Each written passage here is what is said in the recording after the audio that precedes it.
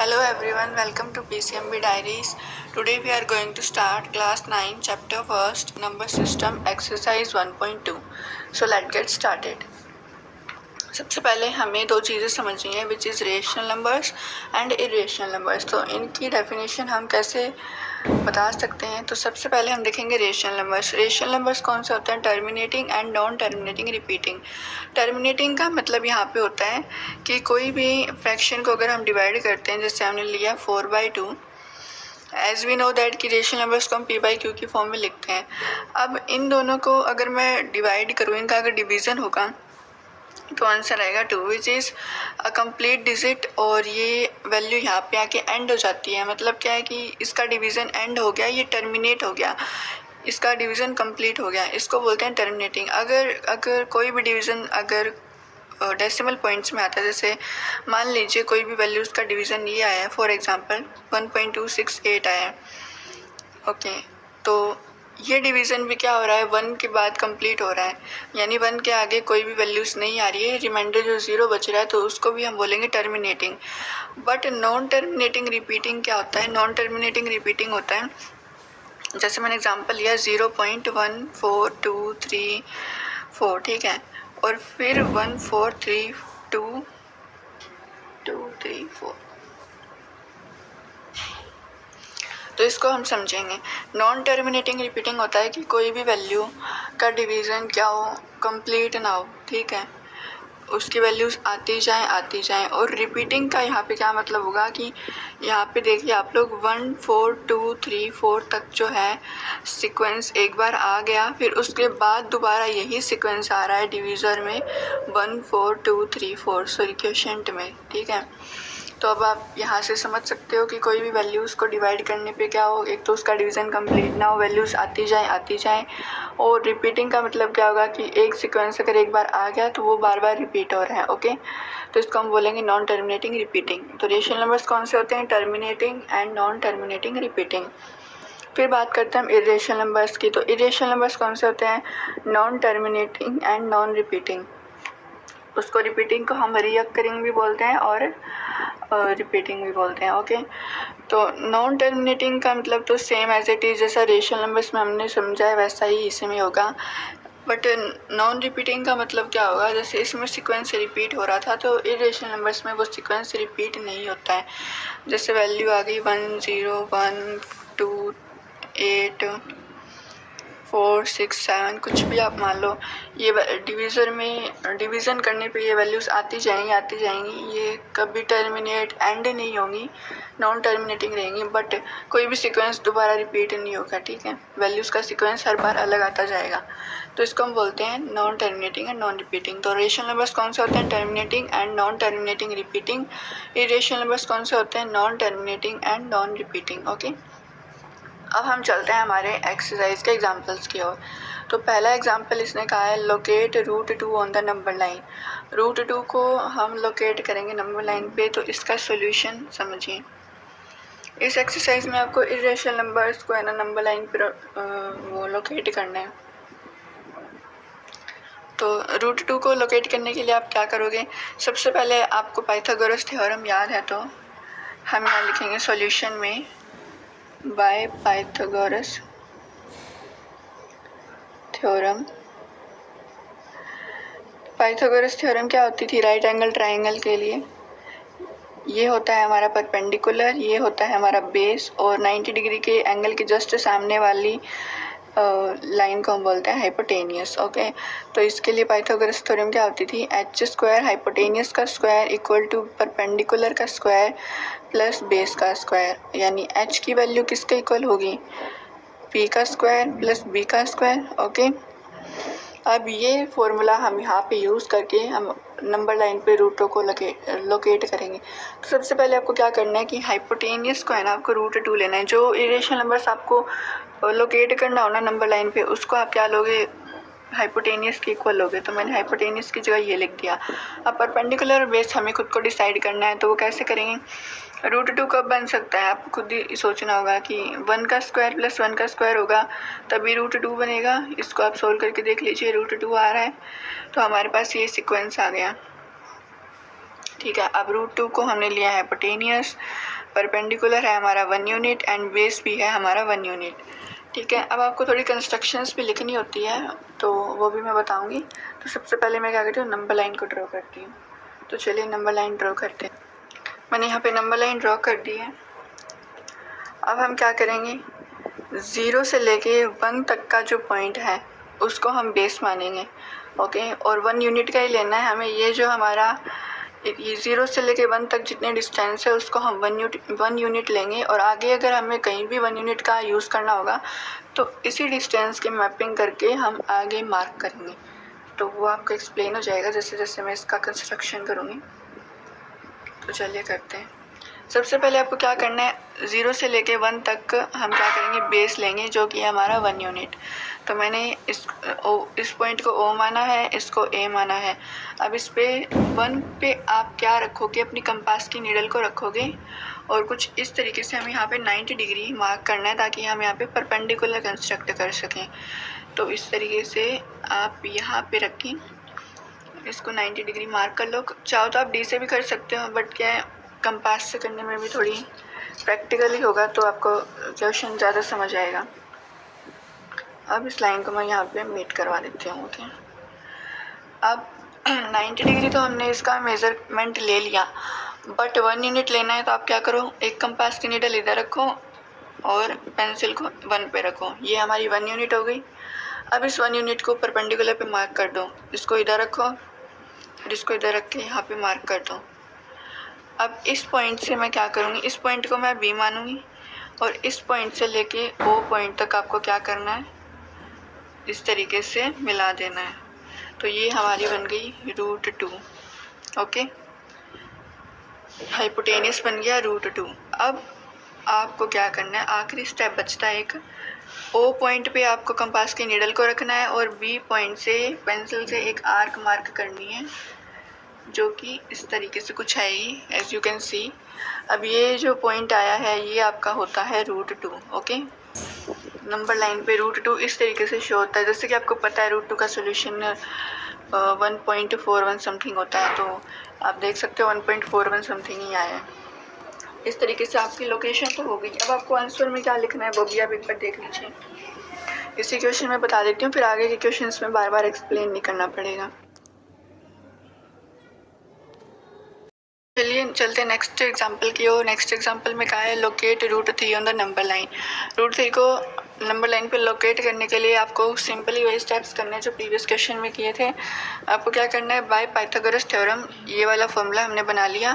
अब हम रूट 3 को क्या लिख सकते हैं, रूट टू प्लस 1 का रूट लिख सकते हैं, 2 + 1 का सम लिख सकते हैं। ओके, अब 2 को आप क्या लिख सकते हो, हमें स्क्वायर बनानी है, p² + b² बनाना है तो इनका स्क्वायर लिखना पड़ेगा। तो 2 को हम लिख सकते हैं रूट 2 का स्क्वायर और इसको हम सिंपली 1 का स्क्वायर लिख सकते हैं। अब ये हमारे पास क्या आ गया, रूट 2 को हमें बेस लेना होगा और इसको हम परपेंडिकुलर लेंगे। 1 यूनिट को हमेशा परपेंडिकुलर लेना होगा।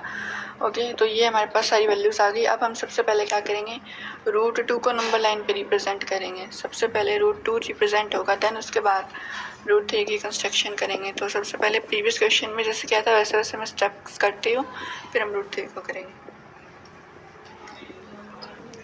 सो एज यू कैन सी मैंने क्या किया, रूट 2 को मैंने इस पे क्या है मार्क कर लिया। जैसे कि पहले मैंने 1 यूनिट का बेस लिया OA, फिर मैंने 1 यूनिट का परपेंडिकुलर मार्क किया और फिर मैंने B को O से मिला दिया और हमारा हाइपोटेनियस रूट 2 बन गया। अब हमें क्या करना है, इसमें देखिए आप रूट 2 हमारा क्या है, बेस है, तो इसको मैं बेस लूँगी। रूट 2 हमारा बेस है, इसको मैं बेस लूँगी और बेस पे क्या करेंगे, हम परपेंडिकुलर ड्रॉ करेंगे 1 यूनिट का। तो इस लाइन को मैं थोड़ा आगे एक्सीड कर देती हूँ ताकि हमें क्वेश्चन करने में मार्किंग करने में दिक्कत ना हो। तो B पॉइंट पे हम कंपास के नीडल को रख के 90 डिग्री के लिए मार्क करेंगे। थोड़ा ऐसे, मतलब मैंने ज़्यादा डार्क कर दिया इसको, आपको समझ तो आ ही जाएगा वैसे, तो आप लाइट मार्किंग करना। अब इस पॉइंट को मैं B से मिला दूँगी।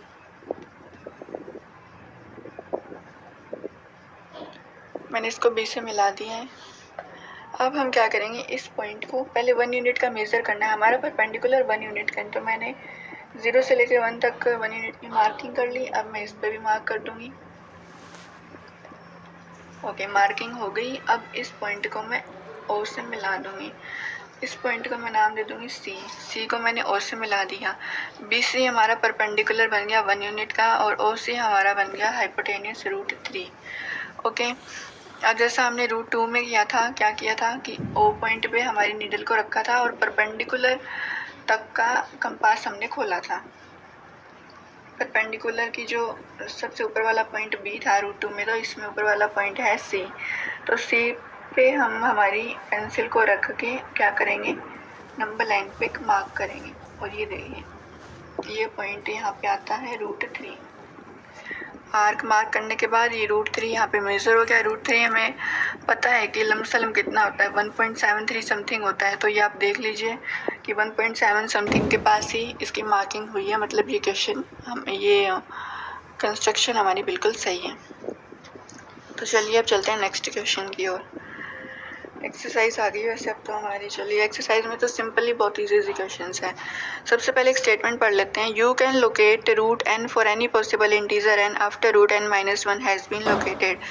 तो जैसा कि अभी ऊपर वाला क्वेश्चन किया, ये कह रहा है कि आप कोई भी पॉसिबल इंटीजर n के लिए आप लोकेशन कर सकते हो। जैसे √n कोई भी √n को हम कहीं भी नंबर लाइन पे लोकेट कर सकते हैं। और n क्या होगा, कोई भी पॉसिबल इंटीजर हो सकता है।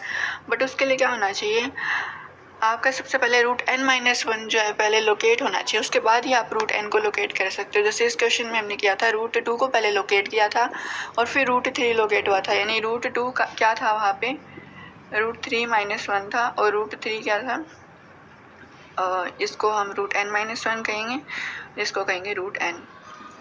तो आई होप आपको एक समझ में आ गया होगा। अब चलते हैं एक्सरसाइज 1.2 की ओर। एक्सरसाइज 1.2 में सबसे पहले क्या है, ट्रू फॉल्स हैं। तो ट्रू फॉल्स पहला है, every irrational number is a real number. तो ये स्टेटमेंट इसके ट्रू है। ट्रू कैसे है कि हमें पता है rational numbers plus irrational numbers क्या होते हैं, रियल नंबर्स होते हैं। ये स्टेटमेंट आपको याद करनी है। मैंने पहले स्टार्टिंग में पॉइंट बताना मैं भूल गई, बट आप अभी इसको याद रखिए कि rational numbers plus irrational numbers real numbers होते हैं। ओके, तो अब इसने कहा कि every irrational number is a real number. तो एवरी इरेशनल नंबर तो रियल नंबर्स में ही आएगा, तो ये स्टेटमेंट ट्रू है ऑब्वियसली। फिर नेक्स्ट पॉइंट है हमारे पास, every point on the number line is of the form √m where m is a natural number. तो √m जो है वो क्या है, ये स्टेटमेंट इसकी फॉल्स है। क्यों है, क्योंकि इसने कहा है कि कोई भी जो नंबर लाइन पे पॉइंट है √m की फॉर्म में, वो क्या होगा, √m जो है वो तो कोई पॉइंट है नंबर लाइन पे, और जो m है वो एक नेचुरल नंबर है। तो ये स्टेटमेंट फॉल्स है, क्योंकि m जो है कोई भी नेगेटिव नंबर का स्क्वायर हो सकता है। m can be square of negative number. Okay, so ये स्टेटमेंट इसकी फॉल्स हो गई। नेक्स्ट है ट्रू फॉल्स है, every real number is an irrational number. Every real number क्या है, irrational number. Next true false है, every real number is an irrational numbers. तो ये स्टेटमेंट सिंपली फॉल्स हो रही है। आप फर्स्ट और थर्ड को कंपेयर करके देखिए। फर्स्ट में तो था कि इरेशनल नंबर जो है वो रियल नंबर्स होते हैं, तो ये तो ट्रू हो गया। बट इसमें इसने कह दिया कि रियल नंबर जो है वो इरेशनल नंबर्स होते हैं। रियल नंबर्स तो कॉम्बिनेशन ही होता है ना, इरेशनल प्लस रेशनल का। तो इसमें रियल नंबर्स में तो रेशनल भी आएंगे, इरेशनल भी आएंगे, बट ये तो कह रहा है कि सिर्फ इरेशनल नंबर्स होते हैं, तो ये स्टेटमेंट इसकी फॉल्स हो गई। चलिए अब नेक्स्ट क्वेश्चन की ओर चलते हैं। तो नेक्स्ट क्वेश्चन है हमारे पास, are the square roots of all positive integers irrational? If not, give an example of that square root of a number that is a rational number। तो इस क्वेश्चन में इसने कहा है कि क्या सभी पॉजिटिव इंटीजर्स के स्क्वायर रूट जो हैं वो इरेशनल होते हैं। अगर नहीं होते तो आप ऐसा एक स्क्वायर रूट का एग्जांपल दीजिए जो क्या हो, रेशनल नंबर हो। तो सिंपली इसमें आपको पता होना चाहिए, हमें पता है कि √2 इरेशनल है, √3 भी इरेशनल है, बट √4 इरेशनल नहीं है, क्योंकि √2 का कंप्लीट स्क्वायर रूट निकलता है विच इज़ 2। और हमें पता है कि √2 क्या है, एक रेशनल नंबर है। कैसे, क्योंकि हम इसको p/q की फॉर्म में लिख सकते हैं। तो इसका एग्जांपल हो गया। तो स्टार्टिंग में आपको लिखना है कि no all the square roots of all positive integer are not irrational, and इसका एग्जांपल आपको देना है। तो आप एग्जांपल दोगे √4 which is equal to 2 and which can be written in the p by q form and q is not equal to 0। तो बहुत ही simple सा क्वेश्चन था, ये यहीं सॉल्व हो गया। अब हम करेंगे example question number 3 which is locate √5 on the number line. √5 को नंबर लाइन पे लोकेट करना है, तो क्या करेंगे? सबसे पहले जैसा कि हमने एक स्टेटमेंट पढ़ी थी कि आप √n को तभी लोकेट कर सकते हो जब आप √n-1 को लोकेट कर चुके होंगे। तो सबसे पहले मैं क्या करूँगी, √4 तक सारे नंबर्स को मुझे लोकेट करना पड़ेगा। सबसे पहले √2 को लोकेट करेंगे, फिर √3, फिर √4, देन उसके बाद √5 का नंबर आएगा। तो पाइथागोरस थ्योरम लगा के एक बार हम ये वाली एक्सप्लेनेशन भी देख लेते हैं। By Pythagoras theorem, Pythagoras theorem में आप पाइथागोरस थ्योरम क्या होती है? h² = p² + b²। h को आप क्या लिख सकते हो? √p² + b²। अब देखिए √5 को हम क्या लिख सकते हैं? 1 तो हमें फिक्स ही रखना है, पता ही है परपेंडिकुलर। तो बचा क्या? 4 + 1 हम क्या लिख सकते हैं? √5 लिख सकते हैं। अब इसको भी हमें कुछ स्क्वायर की फॉर्म में लिखना पड़ेगा, ठीक है? तो स्क्वायर की फॉर्म में लिखेंगे जब हम 4 को क्या लिख सकते हैं? 2 का स्क्वायर लिख सकते हैं। बट आप यही मिस्टेक करोगे, 2 का स्क्वायर नहीं लिखना है, आपको √4 का ही स्क्वायर लिखना है, क्योंकि कंस्ट्रक्शन करते समय ये आपका डाउट क्लियर होगा। तो आप इसको लिखोगे √4 का स्क्वायर प्लस और 1 का स्क्वायर। अब हमें पता है ये हमारा हाइपोटेनियस हो गया, ये हमारा बेस हो गया, ये हमारा परपेंडिकुलर हो गया। तो सबसे पहले मैं √2 और √3 की कंस्ट्रक्शन करती हूँ, फिर आपको √4 के एक्सप्लेन करूँगी। So as you can see मैंने √2 और √3 को क्या किया है, इस पर कंस्ट्रक्ट कर लिया है। अब हम क्या करेंगे, √4 के लिए मेजरमेंट करेंगे। तो √4 के लिए सिंपली जैसे √5 के लिए लिखा है, तो मैं एक बार रफली आपको लिख के बता देती हूँ। √4 को हम क्या लिखेंगे? √3 का होल स्क्वायर प्लस 1 का होल स्क्वायर। ओके, तो ये हमारा हाइपोटेनियस, ये हमारा परपेंडिकुलर बेस, और ये हमारा परपेंडिकुलर। ओके, तो चलिए अब हम इसको कंस्ट्रक्ट करते हैं। तो आपको क्या करना है, ये वाली जो √3 जो बेस है, तो इसके लाइन को थोड़े आगे एक्सीड कर देंगे ताकि हम कंस्ट्रक्ट अच्छे से कर पाएँ। अब आप यहाँ पे नीडल रख के, सी पॉइंट पे नीडल रख के 90 डिग्री के लिए मार्क करो। बस कंस्ट्रक्ट करके बता रही हूँ, ये तो थोड़ा डार्क करना पड़ रहा है, आप थोड़ा लाइट करो। अगर आप पुलिस से भी मार्क करते हो तो बढ़िया है, बट ये थोड़ा प्रैक्टिकली हो जाता है, तो ये भी बेटर रहेगा अगर आप इससे भी कर रहे हो। तो बस मार्किंग थोड़ी लाइट करो ताकि टीचर को समझ भी आए। ओके, अब हम परपेंडिकुलर 1 यूनिट के लिए मार्क करेंगे। तो मैंने O पॉइंट पे कंपास के नीडल को रखा और 1 पे क्या रखा? A पॉइंट पे मैंने क्या रखा? पेंसिल को रखा। तो ये 1 यूनिट की मेज़रमेंट हो गई। अब मैं C पॉइंट पे रख के 1 यूनिट के लिए मार्क कर लूँगी। अब हम क्या करेंगे, इस पॉइंट को नाम दे देंगे D, और D को मैं क्या मिला दूँगी? O से मिला दूँगी, तो हमारे पास बन जाएगा √4। अब √4 बेस काम कर रहा है किसके लिए? √5 के लिए। तो √4 को हम आगे थोड़ा एक्सीड कर देंगे और फिर इस पे हम 90 डिग्री मार्क करेंगे। तो मतलब बहुत इजी से क्वेश्चंस हैं, कुछ नहीं करना पड़ रहा आपको। देखो कितना इजीली सॉल्व हो रहा है। तो ज़्यादा कुछ डिफ़िकल्ट नहीं है ये। ओके, तो अब इस पे आप रखोगे तो ऐसे मार्किंग करनी पड़ेगी, देन इस पे रखोगे, फिर देन इस पे रखोगे, एंड देन इस पे रखोगे। अब उसके बाद क्या करोगे, आप इस पॉइंट पे जहाँ से हमने 90 डिग्री मार्क किया था वहाँ पे इसको मिला दो। 90 डिग्री के लिए मार्क हो गया। अब 1 यूनिट का मार्क भी करना पड़ेगा, क्योंकि परपेंडिकुलर हमारा हर क्वेश्चन में क्या है? 1 यूनिट है, और क्वेश्चन में क्या है? हमने लिए ही 1 यूनिट है, तो इसको यहाँ पे मार्क कर देंगे। ओके, अब इस पॉइंट को मैं नाम दे दूँगी E, और मैं E को क्या करूँगी? O से मिला दूँगी। अब हमारा लास्ट स्टेप बचता है फाइनली, वो क्या है कि आपको O पॉइंट पे अपनी कंपास के नीडल को रखनी है और E पॉइंट तक अपने कंपास को खोलना है, और फिर क्या करना है, इसको ऐसे मार्किंग करते जाना है, आर्क ड्रॉ करनी है। ओके, तो आर्क ड्रॉ करोगे तो कुछ इस तरीके से आएगी आपकी। ओके, तो पीछे के मैंने आपको आर्क बनाई थी ना, उसमें थोड़ी मिस्टेक हो गई थी, क्योंकि मैंने आपको बता दी थी कि मैं 1 यूनिट ही लेना पड़ता है मैं परपेंडिकुलर, तो उसमें मेरी थोड़ी मेजरमेंट गलत हो गई थी। बट अब मेरी एकदम एक्यूरेट है, मैंने दोबारा किया है। तो ऐसी मिस्टेक्स हो जाती हैं, इसलिए मैं आपको बता रही हूँ कि आप मेज़रमेंट जो है वो 1 यूनिट इक्वल लेंगे, तभी आपका सही बनेगा क्वेश्चन। अब हमें इसको ओपन करेंगे, ओ पॉइंट पे नीडल रख के और ई तक ओपन करके और यहाँ पे आर्क ड्रॉ करेंगे नंबर लाइन पे।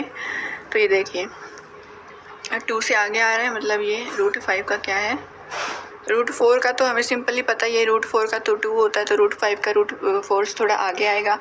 तो ये √5 की क्या होगी, नंबर लाइन पे लोकेशन हो गई, इसको हमने लोकेट कर दिया। तो ये एक्सरसाइज आपकी यहीं ख़त्म होती है। आगे की एक्सरसाइज के लिए चैनल को सब्सक्राइब करें और वीडियो को लाइक एंड शेयर करें। Thank you.